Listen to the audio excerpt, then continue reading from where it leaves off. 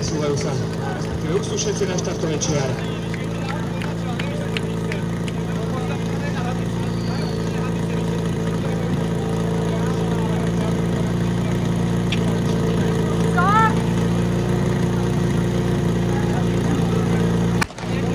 No a máme štartované, Svinná muži už sú na dráhe. No, myslím, že áno, bol tam na poslednú chvíľu.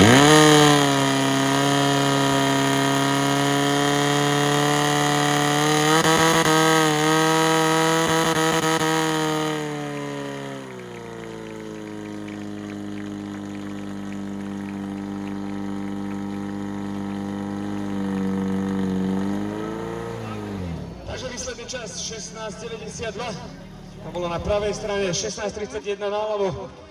Tento čas dosiahli muži DHZ Svinná. No a posledným tímom dneska, ktorý sa predstaví tu na dráhe nočnej súťaže memoriálu Jana Mazúra v 3. kole Západoslovenskej klasickej ligy, budú ženy DHZ Brestovany. Where are you? You're missing it.